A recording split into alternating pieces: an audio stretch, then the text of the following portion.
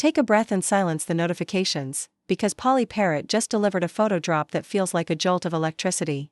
From the first frame, it's crystal clear, she didn't come to hint. She came to declare. Stay with me to the final shot, because the closer is the one people keep replaying and sending to their group chats with a single word, wow. We open in a sun-washed loft. Floor-to-ceiling windows pouring gold across polished concrete. Pauley steps into view in a whisper-thin, jet-black slip that schemes her frame like ink. One strap slides just so, the fabric tracing her lines without fully telling the story. Her signature raven hair is pulled into a loose knot, a few strands framing her face. She tips her chin toward the light, shoulders relaxed.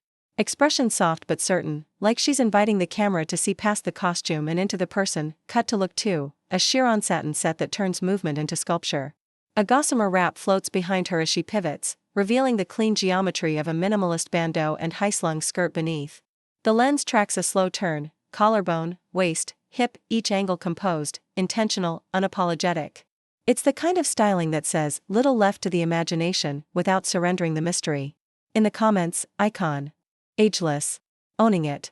Then a tonal shift. The studio dims. A single spotlight carves silver across a charcoal backdrop.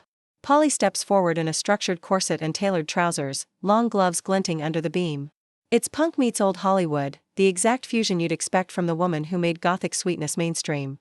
She plants her feet, one hand at the waist, the other catching the light, and you can almost hear the shutter fall in time with your pulse. We slip outdoors for a breath, the rooftop, the city flickering awake.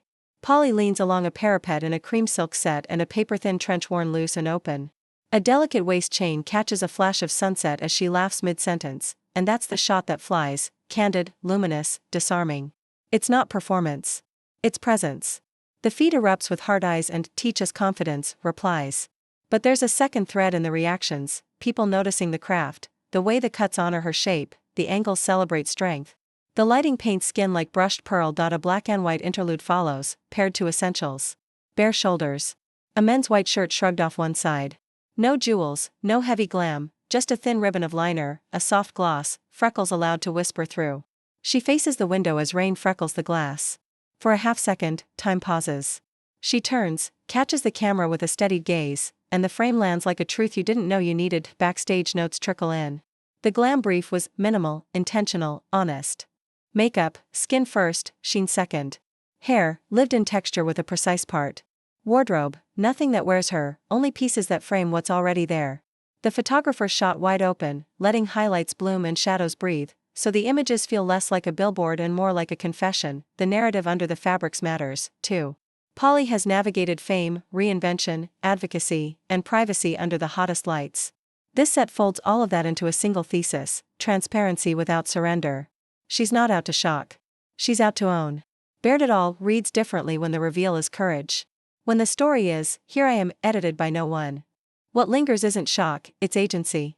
The styling is bold, the lines are clean, the fabric is whisper thin, yes. But the message is louder, vulnerability as a decision, not a demand. Pauley Perrette didn't just leave little to the imagination. She authored the imagination on her own terms. If this drop raised your heart rate, hit like, share it with a friend who collects power serves, and subscribe so you don't miss the next masterclass in confidence. Tell me your favorite look in the comments: inkslip glow, chiron satin turn, spotlight corsetry, rooftop cream, or that blue hour finale, and try, really try, not to gasp on the rewatch.